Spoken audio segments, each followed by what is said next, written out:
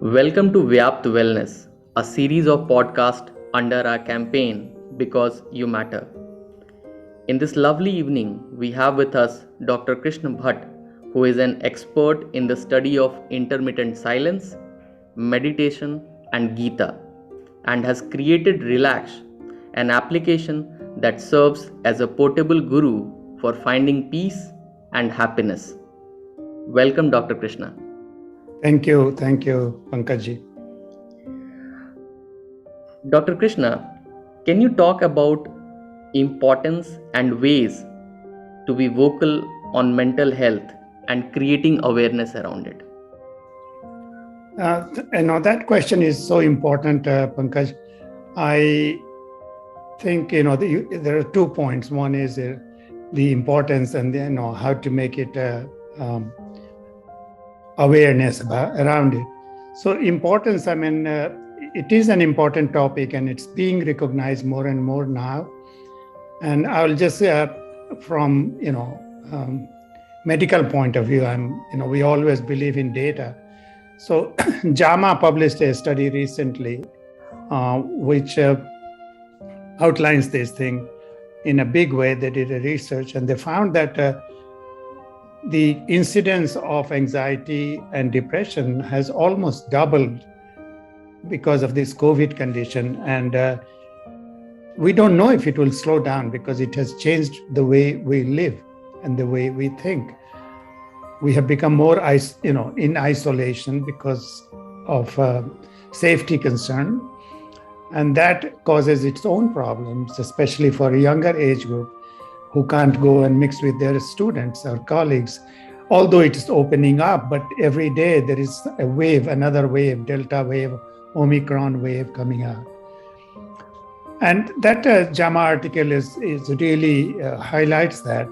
Then there was a New York Times that researched more than 1,300 mental health care providers and found a similar result. So I think awareness is increasing, and importance, it's huge. And I think more and more, it's getting into corporations, getting into schools, which are now creating bodies around wellness as a whole, which mental health and spiritual health is a big part of that. So I think this is important, and what you are doing, because we care, or you care for other people. We are also trying to do the same thing. So it is important, and I think awareness should increase. There is no question about it.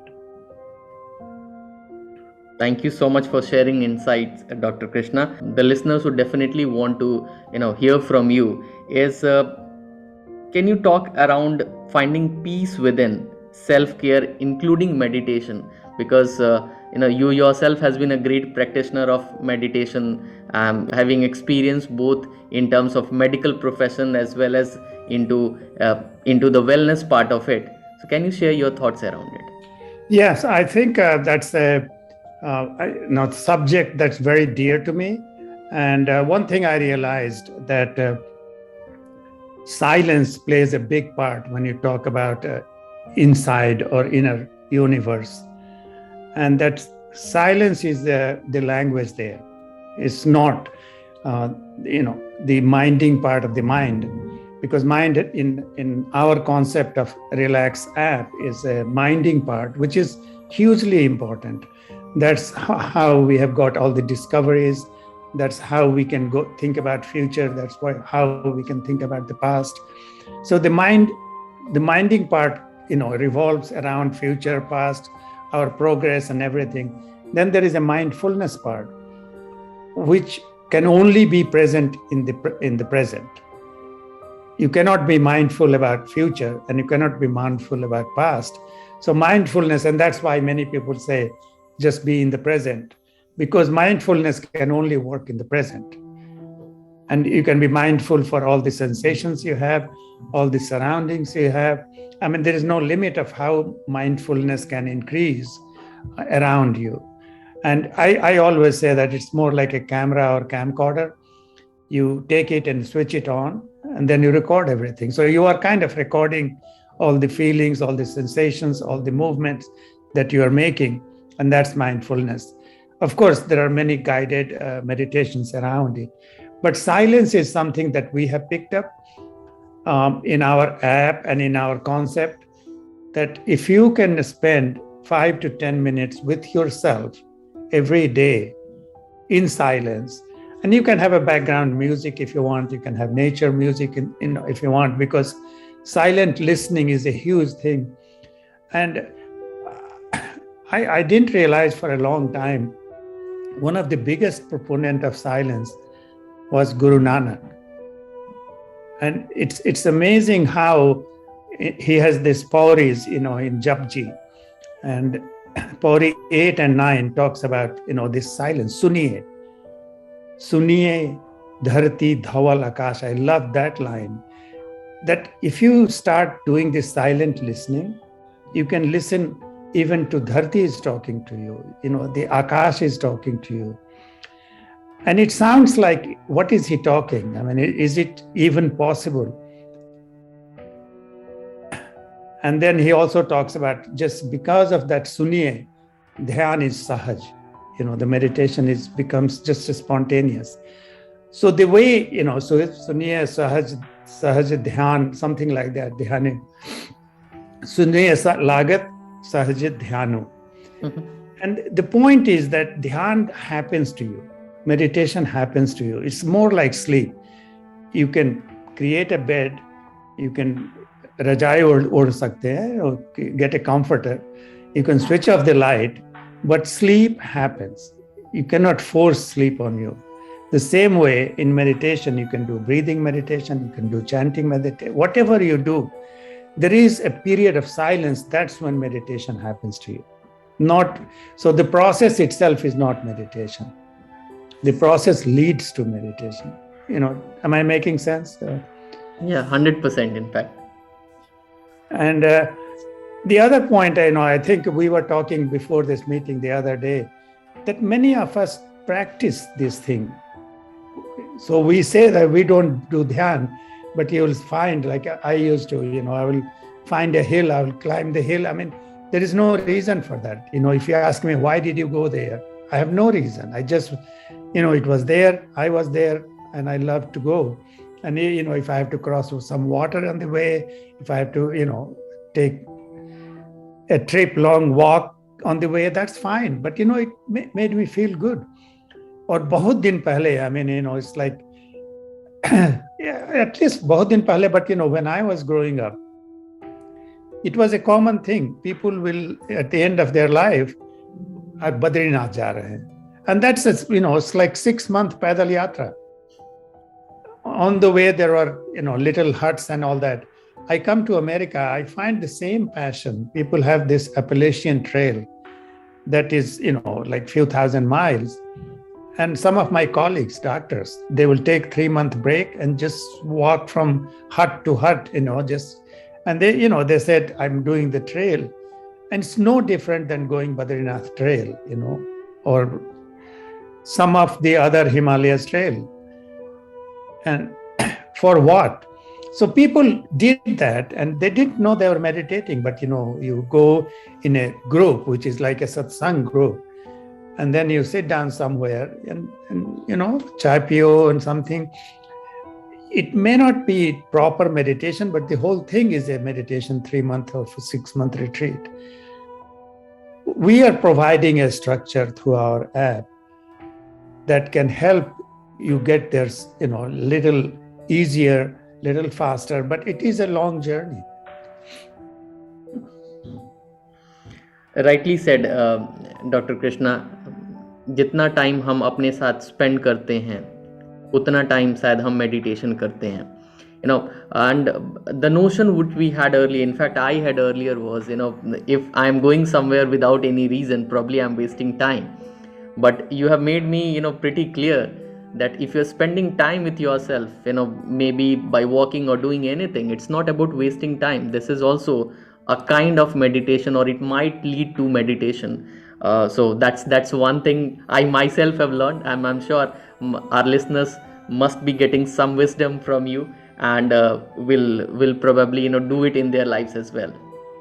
Pankaj, that reminds me of my young days when if you go and play soccer, or if you go and play some other game, India mein to it was like, padhai likhai was the only focus, anything else was a waste of time.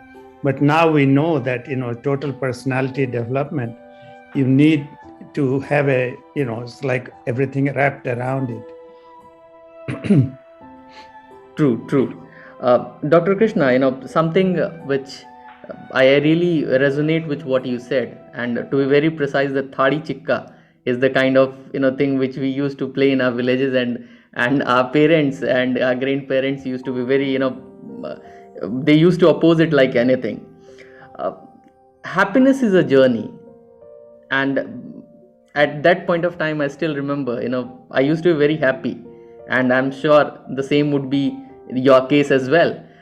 How do you define happiness, and in this part of life, 2021 or 2022 to be precise, as we are going forward, what does happiness mean to a person who is really lost in the kind of work he is doing? It could be an engineer, it could be a doctor, it could be a scientist, so on and so forth. We are so much lost in accumulating things, thanks to the kind of wave it has come in between, which reminded us that we cannot take our life for granted.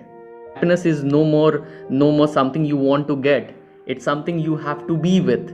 Can you share some thoughts around it? Yes, no, it's a topic again. We are all looking for happiness, and I connect energy, peace, and happiness together, and I'll come back to that. But one thing, it's a common thing that we say happiness is a journey, and with all due respect, happiness cannot be a journey. It only happens in the present. The happiness in the past, yes, there is memories, but happiness, whenever it happens in the present. And the future happiness, so if you call it a journey, your happiness is always in the future. Like, if I get this car, then I will be happy. If I get this job, I will be happy. If I get this money, I will be happy. So that's how it becomes. Like, it becomes a constant search, and you never come to happiness, because once you get it, you want something more. So you want the happiness there. So coming back to how I connect it with the energy, because when we talked about meditation, we think that we will go and work on our mind and make it, pacify the mind. In our concept, it's totally different. You work on energy. So you conserve energy, you create energy. And when you have that higher energy, you are more peaceful. And happiness becomes a default. It doesn't matter what you have, what you don't have. It doesn't mean that you don't pursue things. So if you are doing 10-minute meditation or half an hour or 1 hour meditation, you are conserving energy, creating energy. That higher energy helps you propel your go-go life. So America is a go-go culture. Everybody is running all the time. I'm saying, if you just give that 10-minute break to yourself, that 10-minute, it will sooner or later kind of infiltrate all your 24 hours. And then you are carrying peace and happiness with you wherever you are, and working more efficiently, and you are being more productive. So that's the thing. So how do you conserve energy? That's one thing. So conserving energy in day-to-day life and in meditation is different. In meditation, you close your eyes, close your mouth. And closing your eyes, you're closing all the observation power. All those brain cells are rested. Closing your mouth, you are closing all your processing of expression. All those brain centers are getting rested. And then what you do is some form of, putting hand on hand. You will see many people. That's one posture where the energy circulates inside you. And in the past, and even now, when you sit on a non-conducting surface like kush or, mrig, chala. Those are non-conducting. So your energy is not draining in the thing. When you sit straight because the gravity has least resistance on you, the path of least resistance. So all these things were made for energy conservation. Himalaya mein gaye, so you are at a height, so the gravity is, pulls you less. So grace always goes up and gravity pulls you down. So all these things were made to conserve energy. In general life, हम लोग unnecessary argument में फंस जाते हैं. And so those are things that can, and when you meet somebody and you don't know this person, but you feel like he's sucking energy from you. When you meet some inspiring people or you go to motivational speech, you feel like you're gaining energy. So in regular life also, you can conserve energy, create energy. Satsang, which is not used in that term, but whenever few good people meet and talk about good things, there is energy being kind of, everyone's lifting energy. So once you gain that energy, somehow the life becomes a little peaceful, and that happiness, it becomes kind of a natural state of being in whatever situation you are, rather than I will get happiness if this happens. Thank you, Dr. Krishna. Can you also talk around your app Relax, a beautiful app for understanding the basics, having peace within? So I myself have gone through it and I found it really well. Can you talk a little more around it so that our listeners are aware about this? I would love to. I mean, this is, again, it's based on all the principles that we are talking about. And we say, for in a better way of expression, that it has 5 pillars. So S, which is swim with 2 M. So S is silence. So there is a lot of work around silence. And before we leave, I would like to share one of the thoughts on silence. And W is wellness. So, mental wellness, physical wellness, spiritual wellness, all that wellness comes into school wellness, workplace wellness, all that comes into that wellness. And I is inner universe. And this inner universe is so interesting. It's a big world inside us. And like inner space, and M is for meditation and M is for music. So this is our basic concept. So just a few words about inner universe and the silence is that the inner space, inner universe is very much like the space outside. And this is a borrowed concept I heard from one of the meditation teachers, Buddhist meditation teachers. And he says that, look, in the outside space, there is a cloud. Sometimes it will snow. Sometimes it will rain. Sometimes, the pollution in Delhi, as you know, all that. But all that is there. And, it is like transient. It goes away and there. The same way, the inner space, there is happiness, there is joy, there is jealousy, there is frustrations, there is depression. All those things are, floating around like clouds inside that. Question is, which one do you want to pick up? So that inner space is a huge space, but it's also a space where the source of creativity is there. And that's what I was saying. I'll talk a quote from Einstein, and probably he didn't have this concept, but that's what he talks about. He says, I think 99 times and it doesn't come to me. I stop thinking, I swim in silence, and the truth comes to me. And this one, I say that this formula is even bigger than theory of relativity in my mind, because what he's saying is, I think 99 times. So he's doing the brainstorming. He's working on the problem. And the answer doesn't come to him. So now he stops thinking. And he says he swims in silence. So he swims in the inner universe. He's not, inactive. He goes there and looking for something. And this is when the, creativity comes to him. The formula comes to him. The music comes to a musician. Invention, I was at Mass General, in an invention world. I have my own several patents. And you could see that you think it comes from your head. It doesn't. So I say that there is a stem cell of the inner universe, and that is where it all comes from. That source can give you ideas in the area that you want to.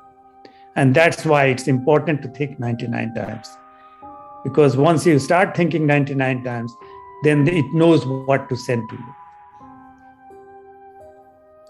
Wonderful, Dr. Krishna. Thank you for your lovely and profound sharing. This indeed would go a long way to shape up our thoughts around mental wellness. Thank you, Pankaj. Happiness is not somewhere you end up. It is making choices every day to make yourself happy. And with this, wishing all of us a very happy new year ahead.